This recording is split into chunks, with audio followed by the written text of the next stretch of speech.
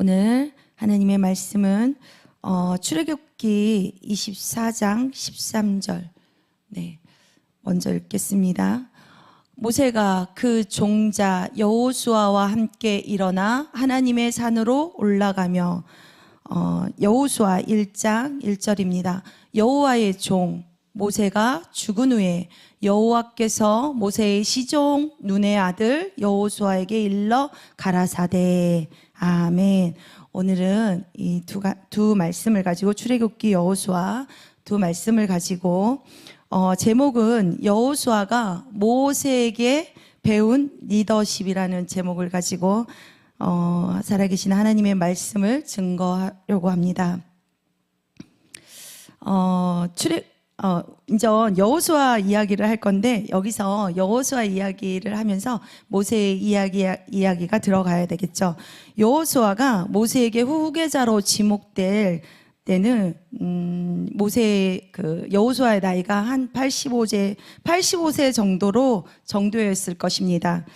근데 여호수아 하면 대부분의 사람들은 여호수아 갈렙, 어제 이제 부목사님 말씀하셨는데 우리가 여호수아 갈렙 하며 와 순종의 사람이라고 생각을 하잖아요. 맞아요. 여호수아 갈렙. 근데 대부분의 사람들은 이스라엘의 용맹스러운 장군, 또 여호수아 하면 되게 우리 말씀 중에 태양을 멈춘 기적의 사람 굉장히 유명하죠. 누가 앞으로도 그렇고 태양을 멈출 기적의 사람이 있을까요? 모세의 뒤를 이어 가나안 정복 전쟁을 일어난 이스라엘의 영웅으로만 기억할 것입니다. 그러나 여호수아가 이런 용맹스러운 삶을 이뤄낼 수 있는 데에는 비밀이 있어요. 그냥 하나님께서 우리를 부르실 때 무조건 용맹스럽고 쓰고자 할 때 그냥 하나님께서 단번에 쓰면 좋겠지만 단번에 쓰여지는 사람도 있지만 단번에 쓰여지지 않습니다. 여기에 비밀이 있는데 여호수아 하면 모세의 수종자 이렇게 있어요. 여호와의 종 모세가 죽은 후에 여호와께서 모세의 시종의 눈의 아들 여호수아에게 일러 가라사대 이렇게 했잖아요. 종이라는 말이에요. 모세의 종은 또 부하이기도 하잖아요. 불려지는 이름들이 두 개나 있어요. 여호수아에게는 이름이 여호수아 이름도 있고 불려지는 종이 있습니다. 여호수아의 종 모세가 죽은 후에 여호와께서 모세의 종으로 시종의 눈의 아들 여호수아를 또 부르십니다. 특별히 여호수아 이름 앞에는 두 가지 호칭이 있다고 말씀드렸잖아요. 여호수아 그리고 그를 부르는 종자. 첫 번째 출애굽에 나와요. 출애굽 24장 13절에 보면은 출애굽 24장 13절 특별히 그 종자 여호수아와 함께 일어나 하나님의 산으로 올라가며 이렇게 돼 있어요. 우리가 모세가 산에 막 기도하러 40일 동안 올라갔을 때 시내산에 올라갔을 때 이렇게 저는 모세만 올라간 줄 알았어요. 근데 말씀을 읽다 보니까 분명히 여호수아도 아마 모세가 기도하는 동안 아마 밑에서 여호수아가 기다리고 40일 동안 같이 그 종으로서 모세를 기다리고 있었던 것입니다. 종과 부하의 중요한 특징이 무엇입니까? 특징이 있잖아요. 종은 어떤 일을 행하든 있어 자신의 생각이 없다는 것입니다. 근데 자신의 생각을 전혀 존재하지 않는다는 것이에요. 우리의 생각이 들어가면 종이 아니겠죠. 근데 우리는 여전히 종으로서 어떠한 순종 가운데 하나님의 말씀 가운데 하면은 내 생각이 들어가요. 자꾸 내 생각이 들어가서 하나님이 이렇게 하셨나? 근데 어느 순간에는 단번에 하나님이 강력하게 말씀하실 때가 있어요. 기도 중에 하나님이 강력하게. 그러면은 그거는 순종으로 반드시 즉각 미루지 않고 바로 행해야 된다는 것입니다. 우리는 모세가 단 한 번도 여호수아에게 그 의지나 의견을 물어본 적이 없어요. 물어본 적이 없을 때 감안했을 때 여호수아는 어떤 의견을 이것을 반대로 여호수아는 자신의 의견보다 주인의 의견을 자기의 계획보다 주인의 계획을 쫓아 40년 동안 되게 그 40년이라는 세월이 굉장히 되게 긴 것 같아요. 짧은 세월이 아니었을 것 같아요. 40년 동안 한결같이 순종이었던 것입니다. 순종이었던 것을 알려주게 됩니다. 실로 여호수아는 전생애가 그 살아온 삶이 순종이었던 삶이었던 것입니다. 모세에게 이런 종이 있었기에 모세의 사역이 열매를 맺을 수 있던 것입니다. 모세의 사역 가운데는 그 모든 것이 모세를 나타내는 것이 아니라 모세를 통해서 모든 삶 가운데 모세가 하는 모든 일 가운데는 하나님의 영광, 하나님의 열매, 그것들이 나타나게 되는 것입니다. 우리는 하나님의 사람들을 만났을 때 우리 이렇게 믿음의 지체들을 만나잖아요. 믿음의 동역자라고 하잖아요. 내 옆에 누가 있나요? 내 옆에 누가 있나 이렇게 한번 뒤돌아보세요. 내 옆에 정말 믿음의 동역자들이 반드시 든든히 서 있다면 그것이 팀워크를 이루게 돼요. 팀워크를. 한 지체가 약간 마음 가운데, 우리가 상황 가운데 실족할 때 있어요. 어떤 상황이 됐을 때 그 생각으로 치고 들어오는 거는 그 생각이 딱 지배를 하게 되더라고요. 보면 우리 믿음의 지체들 보면 그렇잖아요. 근데 거기서 모세 같은 진짜 믿음에 서 있는 사람들이 그 사람들을 다시 한번 일으켜 세울 수 있는 말로, 행함으로 그들을 일으켜 세울 수 있는 그런 팀워크가 이루어지게 됩니다. 여호수아는 모세로부터 그 배운 리더십을 40년 동안 모세 곁에 머무르면서 대단하죠? 40년 동안 전적으로 자기의 의견이나 내세우지 아니하고 전적으로 따른 거예요. 모세의 삶과 리더십과 신앙 등의 모든 영역에서 여호수아는 감화를 받습니다. 어떤 걸 받아요? 하나님을 전적으로 신뢰하는 믿음. 모세가 순종하는 그런 믿음. 근데 모세가 무조건 100% 다 했을까요? 나중에는 전적으로 하나님께 무조건 순종을 했겠지만 처음에는 그러지 않았을 거 아니에요. 모세가 애굽에서 그 막 생활했던 것들이 있는데 저도 그렇거든요. 저와 지금 그 삶이 비슷한 것 같아요. 저는 하나님 앞에 부르심 받아서 하나님께 나아가는 것 같지만 지금 광야에서 계속 그 40년이라는 그 모세의 과정을 저는 겪고 있는 것 같아요. 하나님께서 계속 하나님이 딱 지목해서 어느 순간에 되면 내 의지와 내 생각대로 할 수 없지만 하나님께서 막 끌어당겨요. 제가 전에 말씀드렸어요. 허리에 하나님께서 동아줄로 딱 묶은 그 순간에는 하나님께서 딱 끌고 가세요. 근데 그 끌고 가는 과정 속에서도 저는 이렇게 옆으로 샛길로 잠깐 이렇게 돌아볼 때가 있습니다. 그럼에도 강하게 하나님께서는 끌고 가세요. 그 자리에. 근데 그런 상황들을 겪으면서 저는 하나님의 은혜를 더 하나님께서 뒤돌아볼 수 없게 하나님께 다시 시선을 고정할 수 없게 내가 내 멋대로 하고 있는데도 하나님께 너무 죄송한 마음이 드는 그 과정 속에 하나님께서는 무엇으로? 그 하나님의 막 사랑으로 다시 막 부어주시는 거예요. 그 사랑이 너무너무 가슴 깊이 막 찢어지게 너무 그 사랑이 느껴지는 거예요. 그래서 내가 하나님께 시선을 다시 고정을 하게 됩니다. 이것이 하나님의 사랑이구나. 그러면서 여호수아는 모세에게 그런 실무적 지도력, 순종, 그리고 충성심, 겸손, 율법에 대한 순종과 그 능력 등을 배우게 되는 거예요. 우리 배우잖아요.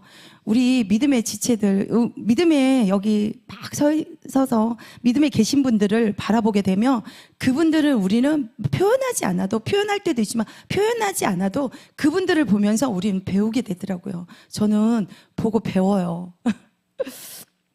여호수아도 반드시 그랬을 것입니다. 그렇기 때문에 여호수아 1장 1절에 하나님께서 모세의 종, 시종의 눈 여호수아를 그래서 부르신 줄 압니다. 그는 차기 리더로서 후계자로서 준비를 하고 있었던 것입니다. 우리는 하나님께서 지금 준비시키고 계시는 거예요. 준비. 근데 모세를 보니까 모세 생각하면 애굽 땅에서 정말 그 죽을 고비를 넘겨서 하나님께서 모든 계획이 있었기 때문에 모세를 애굽에 보내신 거잖아요. 그 애굽에서 어땠어요? 모세는 최고의 교육을 받게 된 거예요. 최고의 교육. 근데 저도 지금 이 상황들을 보게 되면 저는 아무것도 할 수 없는 그런 상황들이었어요. 근데 하나님께서 가장 그 모세와 같은 상황 속에서 저를 하나님의 알 수 있는 하나님의 모든 것들을 알 수 있는 하나님의 학교를 보내게 된 거잖아요. 그게 너무 은혜고 너무 감사한 거예요. 제가 너무 무지해서, 그리고 저 뒤에서 계속 저는 알 수 없으니까 나 같은 사람은 정말 알 수 없었을 것 같아요. 그래서 하나님이 정말 저 같은 죄인을 쓸 수 없는 이런 자가 하나님 앞에 섰다라고 보여주시는 것 같아요. 하나님의 영광을 나타나기 위해서. 저는 그래서 하나님께 더욱더 감사한 마음에 더 해야 되는데, 제가 요즘 들어서 올해 얼마 남지 않았잖아요. 부끄럽습니다. 하나님께, 하나님이 그 마음을 주시는데 알고 있어요. 알고 있지만 아까 제가 말했잖아요. 하나님께서 계속 묶어서 저를 이렇게 당기고 계시지만 제가 살짝 이렇게 뒤돌아본다고. 올 한 해 얼마 남지 않아서 그 깨달음 속에서 내년을 준비하려고 합니다. 우리는 이렇듯 여기서 잠깐 모세 이야기를 통해 모세가 미디안 광야에서 40년을 머뭅니다. 모세는 애굽에서 도망쳐 나와 출애굽기 2장 15절 보겠습니다. 출애굽기 2장 15절 바로가 이 일을 듣고 모세를 죽이고자 하여 찾은지라 모세가 바로의 낯을 피하여 미디안 땅에 머물며 하루는 무물 곁에 앉았더라.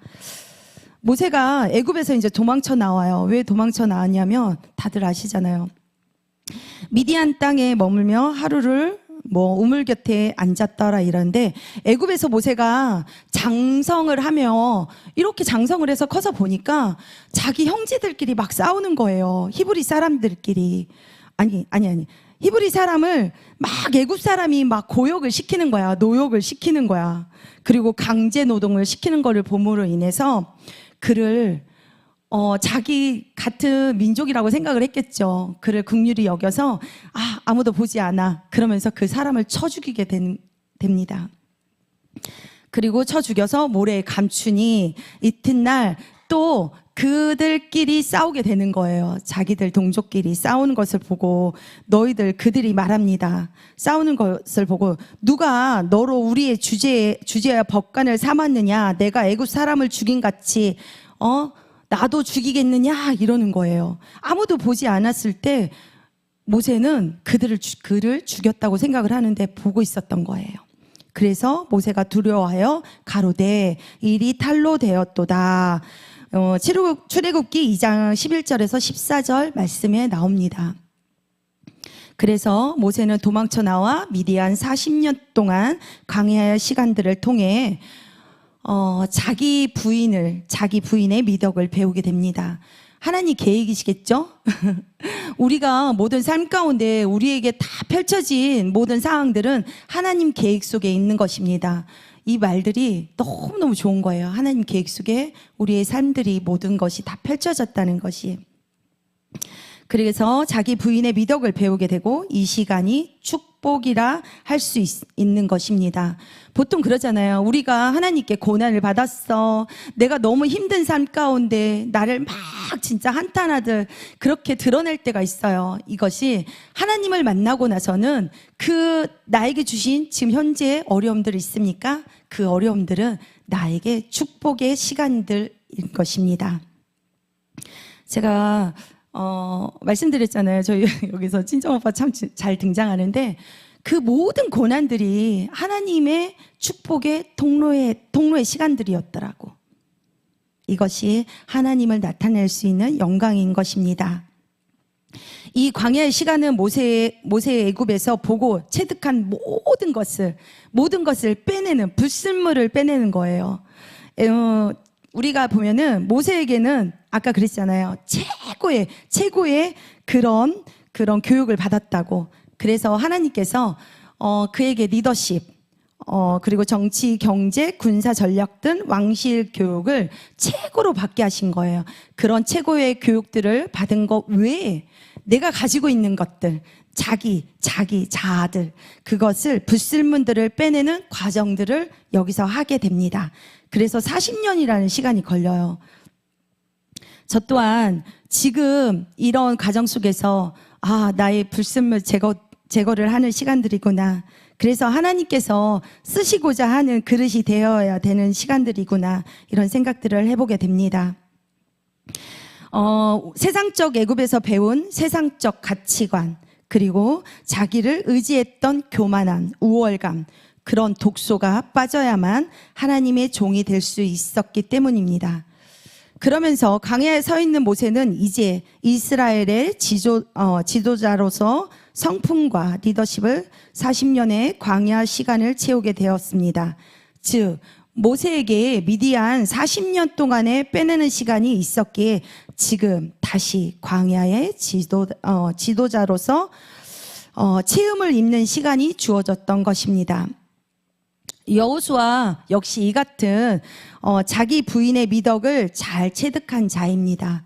제가 그랬잖아요. 모세의 리더십을 배우게 된다고, 모세의 모든 것들을 보고 배우게 됩니다.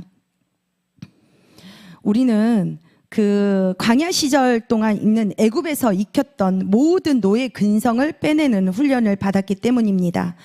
40년 동안 우리는 지금 어떤 시간들을 갖고 있나요? 저 또한 내가 갖고 있던 내가 하려는 노력의 모든 것들을 다 하나님께서 빼내는 시간들을 주십니다. 그것들을 통해서 나를 부인하고 그런 독소들, 불순물들을 제거해야만 하나님께서 그 그릇이 돼야만 그 그릇에 하나님의 원하는 것들을 채워서 하나님의 쓰시기 좋은 영광을 나타내는 자로 쓰임을 받게 됩니다.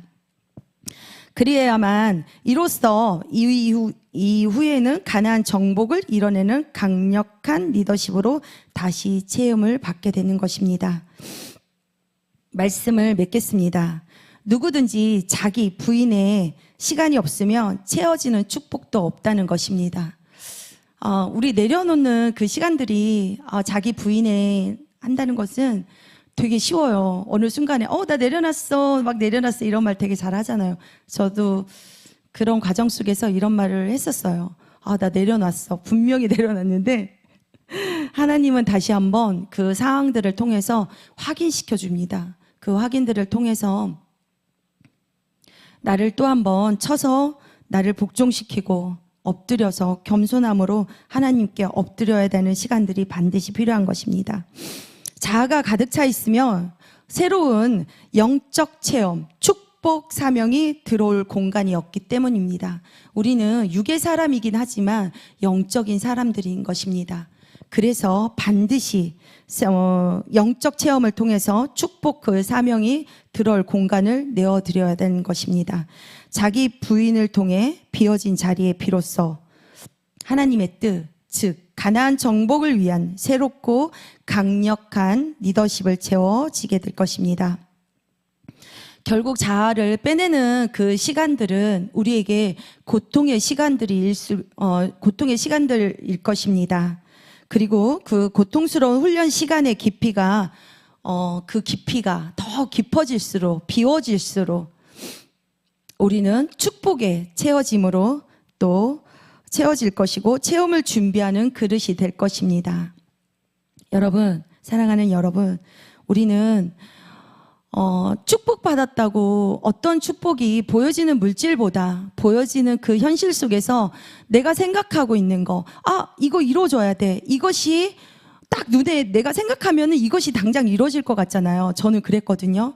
근데 이루어지지 않을 때가 있어요. 그것이 내가 원하는 것이 하나님께서 보시기에는 그게 나에게 해가 돼서 하나님께서 준비 또한 되지 않았기 때문에 주시지 않는다고 이제는 그 믿음으로 받아들이게 됩니다. 그래서 어떤 상황 속에서도 하나님께서 계속 어떤 굴곡을 만나게 되는데도 그 상황 속에서 여러분 감사할 수 있겠습니까? 네, 감사합니다. 기뻐하실 수 있겠습니까? 기뻐합니다. 그래서 정말 그 상황 속에서 정말 저 이러거든요. 막 이렇게 기뻐해요. 그래 보십시오. 기쁘지 않는 일도 기쁘게 미소가 띄어지고 남들이 보면 세상 속에 사람들이 보면 쟤 실없어 이렇게 하지만 하나님의 보시기에는 기뻐하는 자녀의 모습일 것입니다. 우리는 그 체험을 통해서 축복의 체험을 통해서 하나님의 축복으로 채워짐을 받는 저와 여러분, 그릇을 넓혀 하나님께 기 쓰시는 사랑하는 저와 여러분이 되시기를 소망합니다. 기도드리겠습니다. 사랑의 주, 나의 생명 되신 주님 앞에 나아갑니다. 주의 사랑의 줄로 나를 굳게 잡아 매소서. 모세와 여호수아가 40년 광야에서의 자기 부인 내려놓음을 통해 나의 나된 거 빼내는 시간이 있었기에, 자신의 비움이 있었기에 반드시 순종이라는 과정을 통해서 하나님께서 받은 약속이 성취로 변하고 능력으로 나타나고, 이렇듯 하나님의 역사는 작은 순종으로부터 시작됨을 우리 삶 가운데 강력하게 임하여 주옵소서. 예수 그리스도의 이름으로 기도드리옵나이다. 아멘.